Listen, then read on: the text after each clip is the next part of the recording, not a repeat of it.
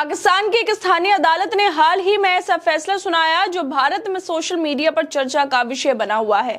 मुल्तान की अदालत ने पाकिस्तान के नेशनल असेंबली के पूर्व सांसद जमशेद दस्ती की फर्जी डिग्री मामले में दोषी ठहराते हुए 7 साल की जेल की सजा सुनाई है। उन पर आरोप था कि उन्होंने चुनाव लड़ने के लिए फर्जी एजुकेशन सर्टिफिकेट पेश किया था। यह मामला लंबे समय से अदालत में चल रहा था और चुनाव आयोग के अनुरोध पर सभी सबूतों को देखने के बाद उन्हें सजा सुना दी गई। इस फैसले के बाद सोशल मीडिया पर भारत के राजनीतिक और न्यायिक सिस्टम को लेकर खूब बहस हो रही है। फिर एक बार प्रधानमंत्री की डिग्री को लेकर सवाल उठाए जाने लगे हैं। विपक्ष के सांसद कह रहे हैं कि हमारे यहाँ फर्जी डिग्री वाले मंत्री प्रधानमंत्री बन जाते हैं। जिस तरह से पाकिस्तान के पूर्व सांसद को सजा हुई, वो भारत में प्रधानमंत्री पर सवाल उठा रहा है।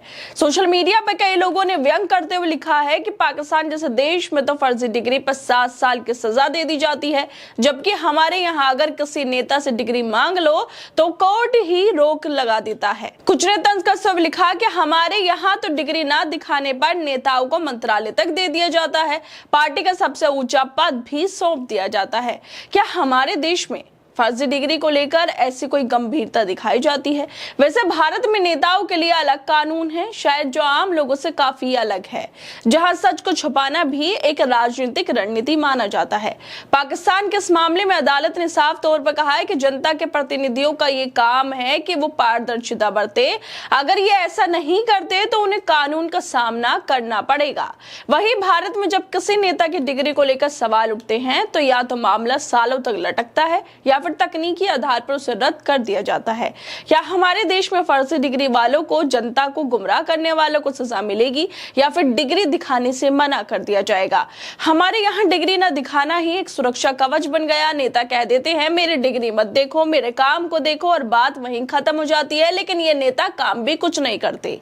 तो सवाल ये है, क्या भारत में भी फर्जी डिग्री वालों पर ऐसी सख्त कार्रवाई होने वाली है? क्या संसद, कोई मंत्री अपनी डिग्री के नाम पर जनता से झूठ बोलकर चुनाव जीत सकता है और फिर भी बच सकता है? देश में पढ़े लिखे नेताओं का होना बेहद जरूरी है ताकि वो देश के लिए सही फैसले ले सके।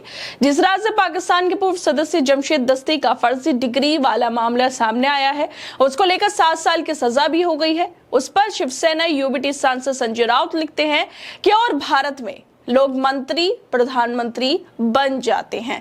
सोशल मीडिया पे और भी लोग लिख रहे हैं कि पाकिस्तान में भी फर्जी डिग्री का पता लगाया जा सकता है, लेकिन भारत में पता लगाने के लिए कोर्ट रोक लगा देता है। भारत में आजकल राजनीति की तस्वीर कुछ ऐसी हो गई है कि डिग्री ना दिखाने वाले मंत्री और प्रधानमंत्री बन जाते हैं, जैसे कि संजय राउत जैसे नेता कह रहे हैं। लेकिन बात सिर्फ डिग्री की नहीं है, हमारे यहाँ तो हालात इससे भी कहीं आगे निकल चुके हैं। यहाँ ऐसे नेता जो भ्रष्टाचार के गंभीर आरोपों में घिरे होते हैं, जिनके नाम बड़े बड़े घोटाले में आते हैं, वो ना सिर्फ चुनाव लड़ते हैं बल्कि मंत्री और मुख्यमंत्री जैसे ऊंचे पदों तक पहुंच जाते हैं। कई बार तो अदालत में केस चलने के बावजूद उन्हें पार्टी का नेतृत्व सौंपा जाता है। यही नहीं, जो नेता खुलेआम समाज में नफरत फैलाने वाले बयान देते हैं, लोगों को धर्म के नाम पर बांटने की कोशिश करते हैं, उन्हें इनाम के तौर पर बड़े मंत्रालय दे दिए जाते हैं। जो जितना ज्यादा विवादित, वो उतना ही ऊंचा पद पाने का हकदार बनता है। इससे सवाल उठता है कि क्या राजनीति में अब चरित्र, ईमानदारी और योग्यता की कोई कीमत नहीं बची?